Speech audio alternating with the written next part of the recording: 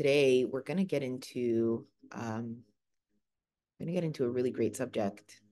We're going to explore the inner motivations and to master really how to get to the place where we can really do things we want to do, succeed in putting in the right work to get the results we need. Because for a lot of us, we struggle with the momentum, we struggle with the motivation, and there's a lot of resistance towards getting to the goals. Uh, and part of this is because we're not seeing the results that we want to see in certain areas of our life. And in that space, it can also challenge our self-worth, where we say we maybe don't feel valid or valued, we don't feel important, we don't feel like we deserve it, right? So there's a sense of worthlessness and the struggle with believing in ourselves. And it's this like inherent kind of belief that maybe I can't get what I want. And the next one is the barometer of how good we're doing is dependent on the approval, this external source of approval that we use to empower ourselves. And that's kind of the place we kind of go for self-validation instead of coming back into our bodies and being like, 1 second, what is actually going on here? So when we struggle with these things, there there is a solution, and we'll get into it, but we have to really understand the problem first. And the problem is really that we are struggling with why we do what we do.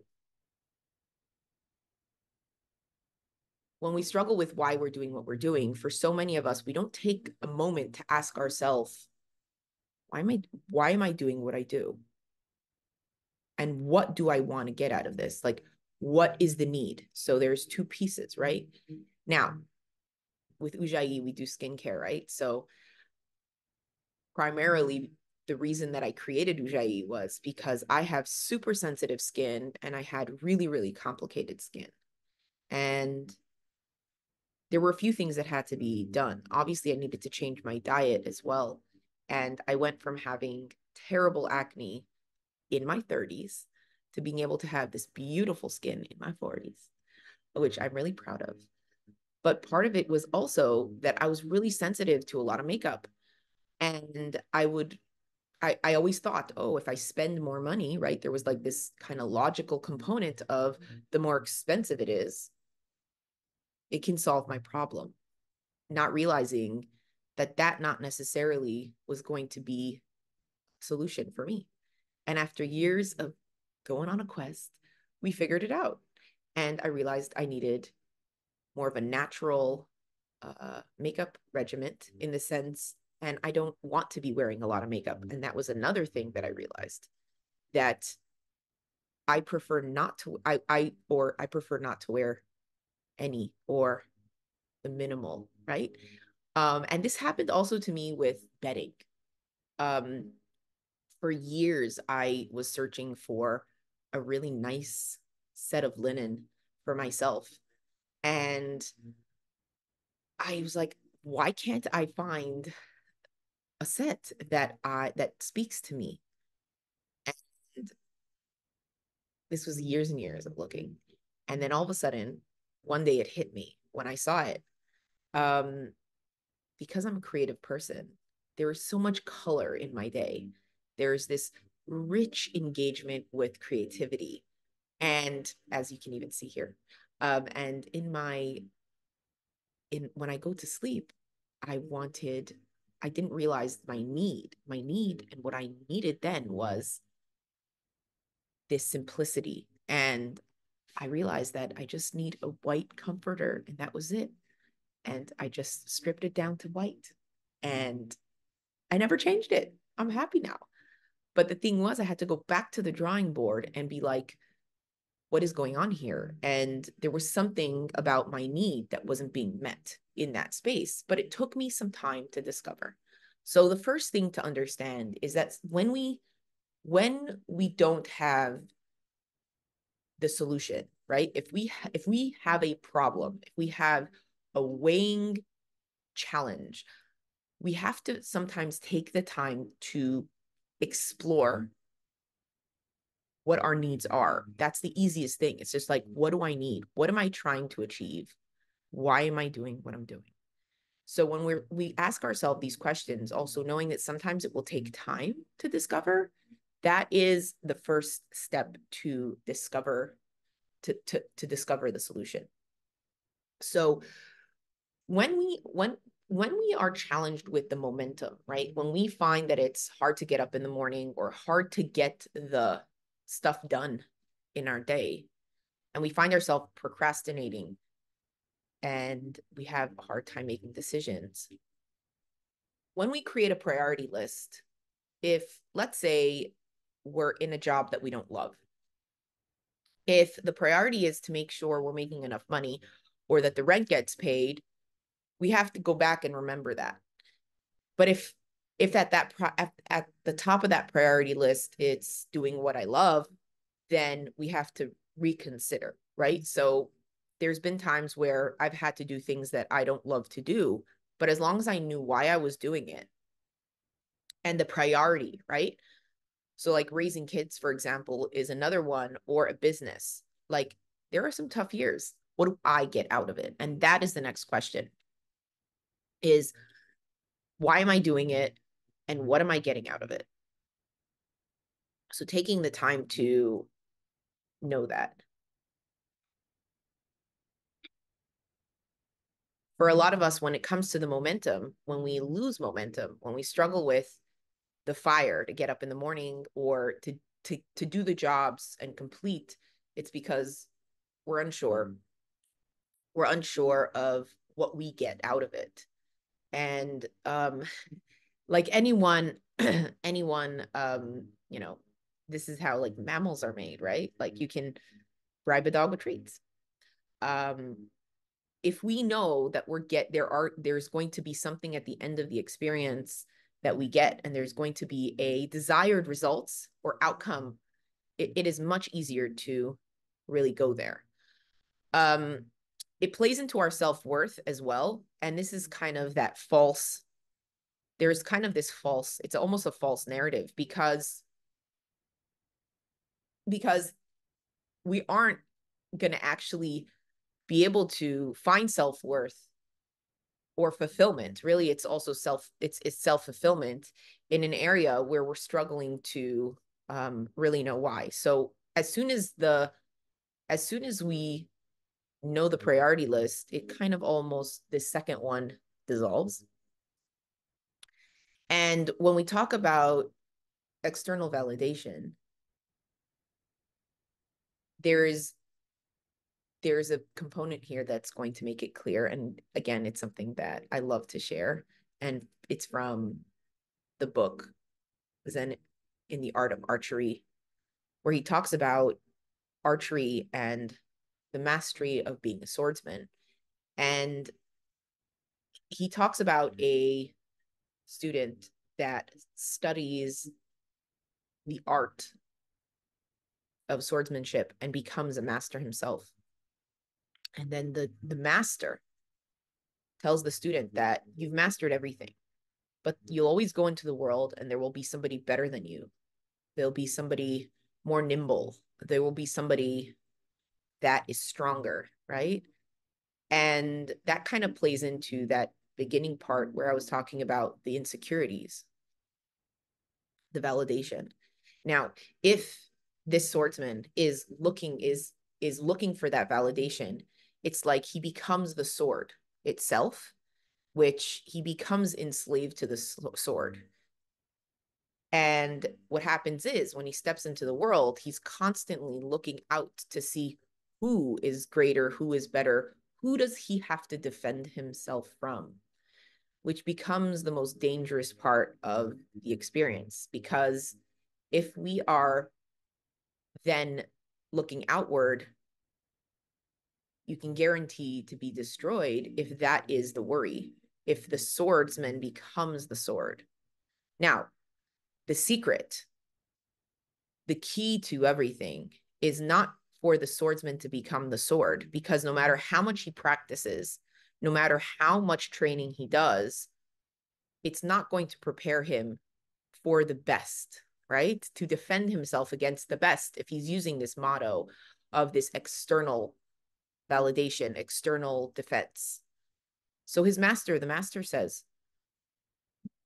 the only way you will be able to defeat all enemies and become the master is if you connect to the soul of the swordsman. So rather than him becoming attached to the sword, right? So a lot of us in this case use a shield, right? So we'll use a shield and it'll shield us from the world rather than using the shield for boundaries. And so the swordsman, go back to the swordsman minute, the sword becomes part of him rather than him becoming part of the sword, right? And for so many of us in our day, we become enslaved to the things around us and we get cut down every single time because like the sword, it's much easier to fall in battle when that is the focus. But when you step inside yourself and and you know why you're doing what you're doing, you connect to the intuition of what you're doing. There's a much higher guarantee that you will succeed. And that is the why. So becoming the soul of the swordsman is the why, knowing your why. So just taking a moment to really understand that, because if we don't understand that, then we we get lost and it's much easier to fall into all these kind of states where our emotions are not controlled by us, but by external experiences. So the concept of like anxiety and depression, which is very common nowadays, or the insecurities that lie within us, so many of them come from a place where other people are in control of the way we feel. But when we take the time to regulate ourselves, becoming the swordsman itself, knowing the why, really understanding why, it's a very, very powerful thing. Because anything that comes our way is going to be compared, right, to the why. It's like, well, if somebody comes to me and rejects with a piece of rejection or with disapproval of whatever my practice is or whatever my vision is,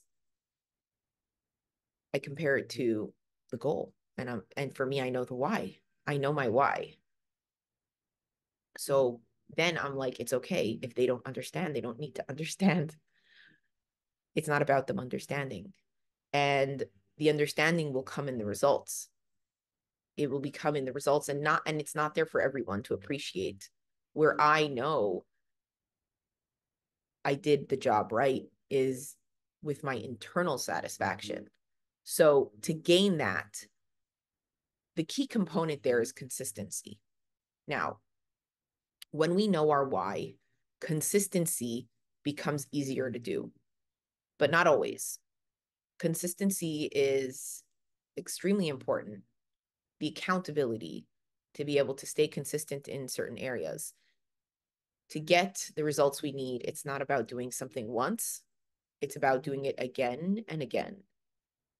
Like a lot of people build up a lot of things in their head or even in their body, right? Like they'll build this really, really strong body or this really strong idea or narrative. But if it's not fully connected, if the mind and the body aren't fully connected with the soul, right? That soul is like the ignition. It's like having a car without a battery. It's not going to go anywhere. It can't go anywhere because it has no engine. The engine for us is the why, the soul, the connection, the momentum, the spiritual practice. And for all of us, that's where a spiritual practice is so important, is knowing why we do what we do. A lot of times the results of what we do, of what we want, right? And asking ourselves what we want boils down to something really simple. And that is, we all want nurturing, appreciation, validation. The question is, who do we want it from, right? And all the people in the world, even if the whole entire world loved us, it won't matter if the people that we value don't appreciate who we are. So in life, it's really challenging to it's really, really challenging to be in a space where we do get the external validation, especially nowadays when it's so available and the networking is so much larger than it used to be. But what it does is it distracts us from the essential relationships that are the most important. Um, and those are the ones that we cherish the most. And the thing that a lot of people end up doing is they say, oh, if the whole world loves me, if everyone accepts me, then that person will one day come to appreciate me. And that's not necessarily how it works. Some people might argue, but it's knowing that if there are relationships that we value in our life, it's really vital and important to understand why we want the relationships. And if we know why we want those relationships, then what are the steps that we take to make them work rather than creating a massive ordeal um, where there's this external kind of attention rather than those personal things that have to happen to make it work. So as you move into this space, make a list of the things that you value and believe and why you do what you do. Why do you do what you do? And what do you want? What do you want to gain from the experience? Outside of telling yourself you don't deserve it, or maybe it's not for you, simple things. It's as simple as telling yourself, I put a load of laundry in the washing machine, right? Why? Because I need clean clothes. So the expectation is to get clean clothes on the other side, that the washing machine should be able to wash your clothes. And the result is that you will have clean clothes. That's the math. If your washing machine doesn't clean your clothes, it ain't a good washing machine, right? Doesn't matter how much money you spend. It's not a good washing machine. Sometimes you need new washing powder, right? And that's kind of the caveat going back to the bedding. Sometimes we need to change an aspect of it, right? Sometimes you might need hotter water or a deeper soak.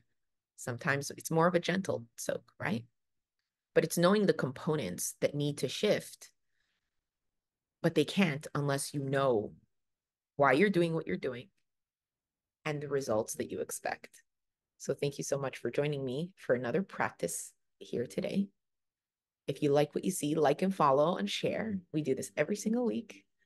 We've been doing it for 4 years, which I am really honored to get to this point because it's this time of year that we started 4 years ago. We will be producing a newsletter every week. If you want to get on that list, feel free to reach out or leave me a message and I will add you to the list. And we're going to be adding some amazing things to this practice. Thank you so much for joining me. I'm Esther Levy and have a beautiful, beautiful Shabbos. Let yourself heal.